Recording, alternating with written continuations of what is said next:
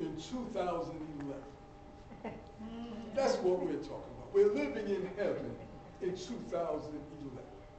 Now, I've been in these teachings for a few years. And one of the things I've realized from being in the teachings and having taught the teachings, but also from having lived the teachings, tried to live the teaching, is that a lot of it depends on the work that I put into it. Are you with me? Yeah.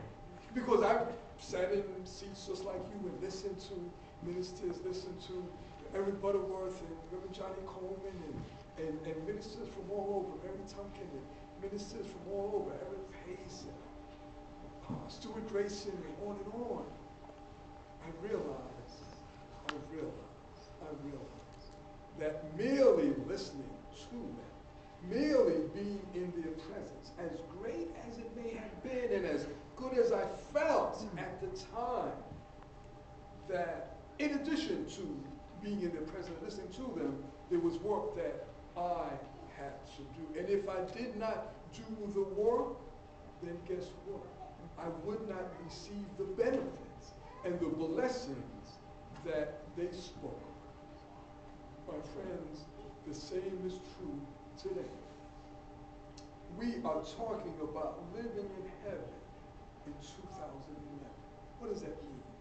Well, we started really a long time ago, but during this holy season, we started with Christmas and the birth of the Christ, or I should say the realization of the Christ spirit that is within each and every single one of us. Because that spirit, that presence was always there. It's a matter of us realizing that it's there, realizing what it is, and realizing how we can utilize it to improve our life's situation, to change our life's situation. My friends, when we speak about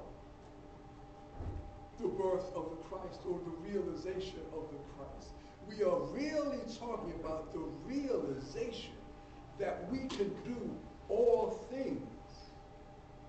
We can do all things. Now, what does that mean? Well, it sounds good. What does that mean? Well, hopefully, each of you has a list of things that you want to accomplish this year. I'm not going to ask you to raise your hand. However, hopefully, each of you has made a list. What do you call them? Resolutions or New Year's goals, whatever term, it's okay. But hopefully, each of you has decided that there's some specific, some concrete things that you want to achieve this year in 2011.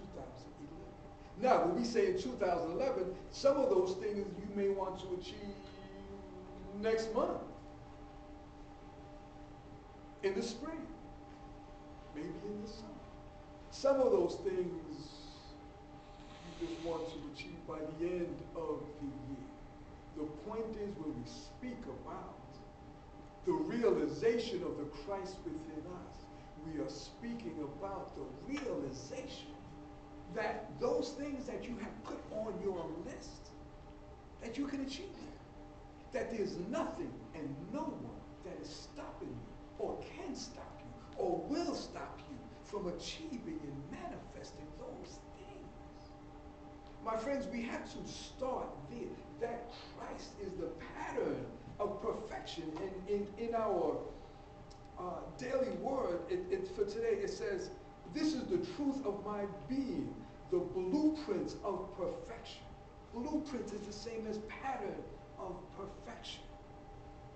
My friends, I start out by talking about the work that each of us needs to do to manifest the dreams and goals and aspirations that we say we want to achieve this year and in this life, period.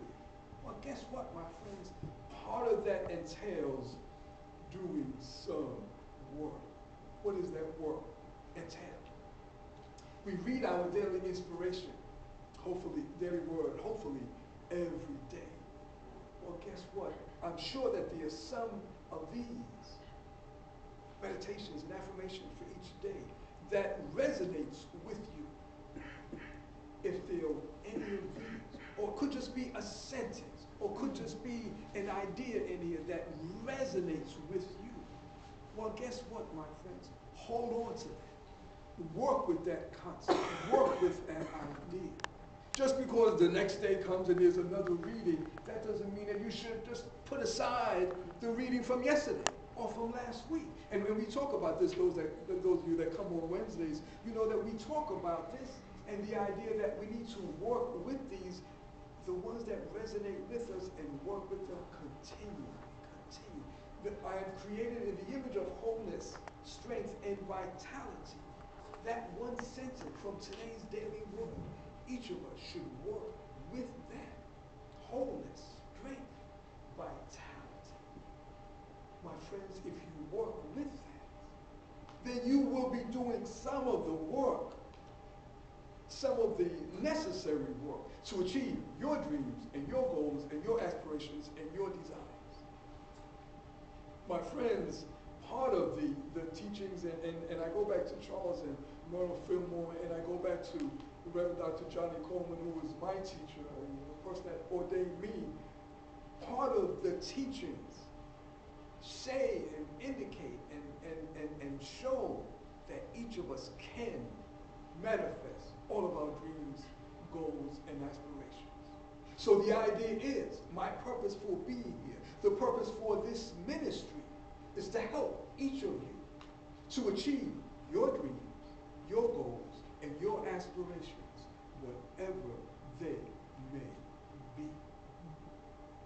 That's why we pray over your letters to God during every service, and we pray over your prayer requests during every service, so that the energy, the spiritual energy, continues to flow and is energized by our consciousness.